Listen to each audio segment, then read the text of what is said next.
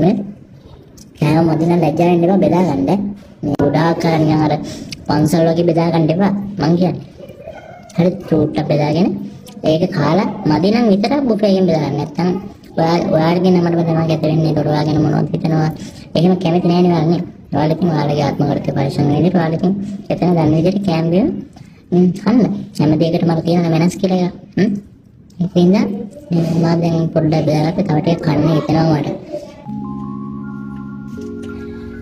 Yummy yummy fine yummy.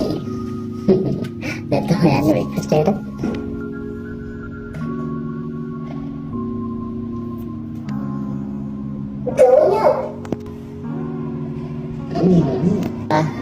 Kita decorate කරලා තියෙනවා දැන් අපිට breakfast එකේ මේ ටික තමයි තියෙන ගොඩාක් දුරට මේ ඉන්දියන් dishes තමයි තියෙන්නේ.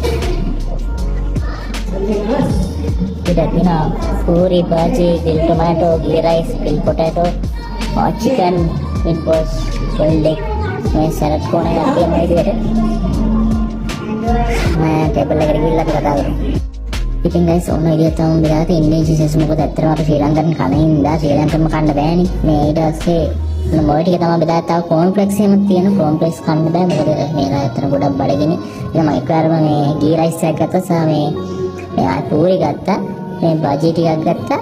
ආය බටර් චිකන් ගත්තා. ඊට පස්සේ orange juice එකයි මම හෙලි තුවම් වලට තමයි බොන්නේ. දැන් තුවම් වලට එකක් ගත්තා. ඉතින් හරිද තමයි මේ breakfast එක මම ඉතින් ගත්තේ. ගොඩක් කන්නත් බෑ guys. ඊයේත් පොඩ්ඩක් රෑ වුණා කද්දේ. ඉතින් බඩේ ඉඳ නැති තරම් guys ඉතින් මේක කාලා බලමු කාලා ඉතින් යන් ආය බාර රූම් එකට ඉතින් වැඩට යන්නත් තියෙනවා. මේ ඇත්තටම ගොඩාක් වැඩ ගන්න ඊයේ මට හම්බුණා ගම්පොළ දෙන්නේ. ගම්පොළ වැඩ කරන දෙන්නෙක් ඉන්නවා.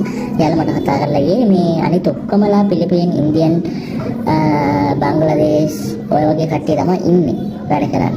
ඉතින් ඒකට ගොඩාක් ෆ්‍රෙන්ඩ්ලි ස්ටාෆ් එකක් ඉන්නවා. ඉතින් මට තේරුණා කතා කරද්දිම මේ ගොඩාක් භාවිත කරන්නේ ඇත්තටම ඇරබික් නෙමෙයි. ඇත්තටම හින්දි තමයි ගොඩාක් භාවිත කරන්නේ. ඉතින් හින්දි මට හුරු වෙයි කියලා මම හිතනවා. උඩින්ම try කරනවා හින්දිත් ඉගෙන ගන්න.